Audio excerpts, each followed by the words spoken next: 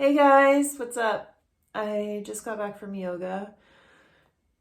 Um, so last night I went to Farmer John and I put the video and I thought it was fine. I totally thought it was fine. But today and last night, like I afterwards, I found it really hard to concentrate. I just kept thinking about what happened last night and what I saw and what I experienced and the really and I'm sure you guys don't want to hear about this, but my veganism definitely affects my mental health. It is the cause of a lot of my depression, social anxiety,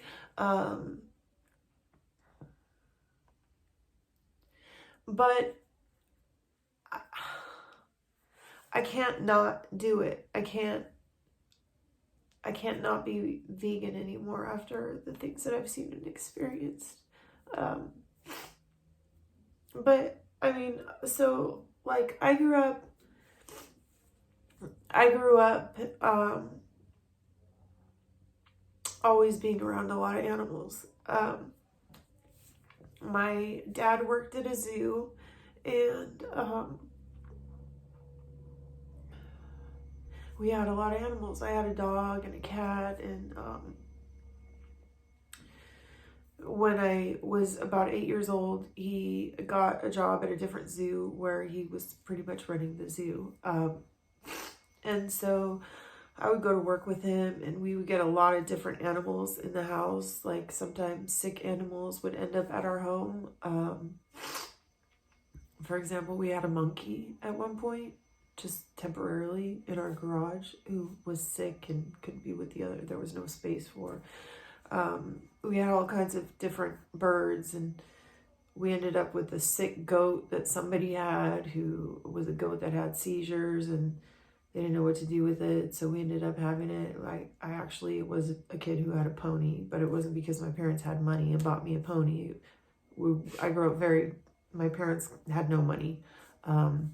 They were paycheck to paycheck. I grew up eating like macaroni and cheese and hamburger helper and stuff like that. But somebody had this pony who was old and of no use to them, so he ended up with us. But long story short, when we moved, my dad took over at the zoo. I would go to work with him all the time. I was constantly around these animals. I would go to the zoo just to hang out with the animals because I didn't have any friends. When we moved, it was really difficult for me to make friends. And no one had any confidence in my family. Because our parents fought constantly. So it was really difficult. Like me and my brothers, like it was hard for us to make friends. We were, like we lived in a very traumatic environment. And by the way, the doors in this room that I'm in, my animals always push their way through because the construction team that we had remodel our place put the latches on the doors incorrectly, so they just pop open. So the cats and the dogs just like come in here whenever they want. They just pop the door open. That's what that noise was, if you heard it. But yeah, I grew very fond of every kind of animal that we had. I was completely in love with animals. And around the time I was probably around the same 8 or 9, my parents took me to the Mid-State Fair, which was in the area where I was living at that point. And the whole time we were there, all I wanted to do was go see the animals. I was like, let's go. I want to go see the cows and the goats and the pigs, because they told me there were goats and cows and pigs there. And I was so excited to go see them. And so I remember we're walking through, and I'm just like admiring them and seeing how beautiful they were. And this is honestly like the most traumatic thing like one of them, like all the shit I've been through, this is like one of the most traumatic memories I have. And it's crazy because you would think to the average person it's not traumatic, but we're walking down the aisles and my dad says, I don't know why you're so excited to see them. They're going to end up on your plate later or something like that, or makes a joke about, oh, that's going to be the hamburger you're eating later. And I didn't know. I had no idea.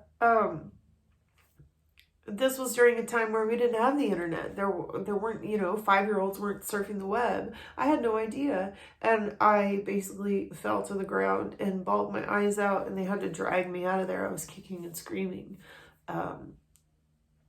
And I wanted to go vegetarian the next day, but I was told that I was going to eat what was served to me. So I wasn't as strong-willed as I am now.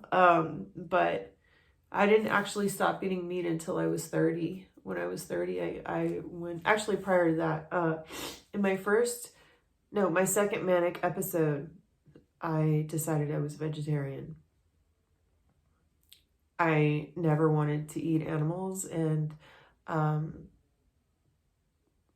I was told I had to when I was younger, and for some reason, when I had my second episode, I remembered that, so I decided I was vegetarian.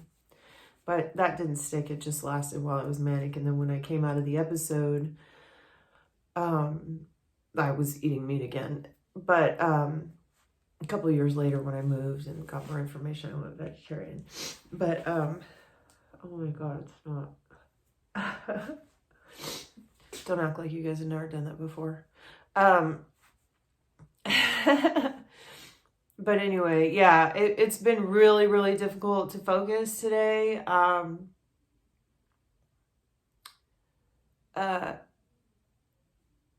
think I'm going to be okay. I have counseling in a little bit. But yeah, this will probably come up again in the future. I wish that I could do more activism. I don't know how on earth the people who do this every week go there and give these pigs water. I don't know how they do it. I don't know how people, like the people who do Meet Your Meat or Earthling Ed, Walking Phoenix, I don't know how they do it. Like, they expose themselves to this stuff every day. Like, how do they, I just can't. I wish I could. I wish I could, dedicate my life to, activism, but I can't. It's like, look, I go to one thing and I'm like this today. Anyways, I'm gonna be okay, though. I'm gonna be okay. I just can't, I just keep seeing their faces. And you know what was, the worst thing about the vigil was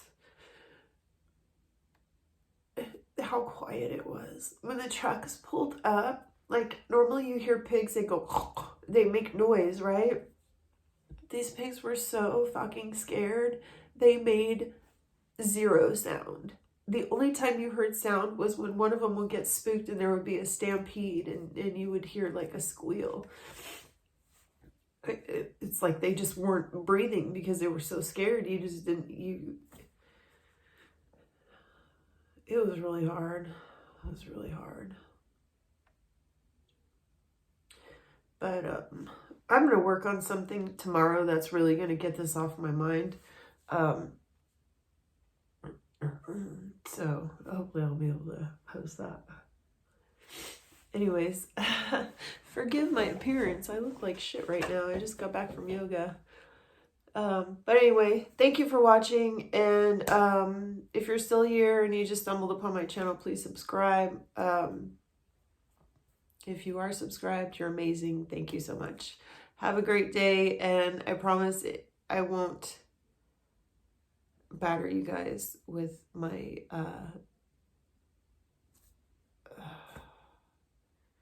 I won't try to convert you. Let me put it that way. You make your decision. I'll do not through this channel anyway. Have a great day. Bye now.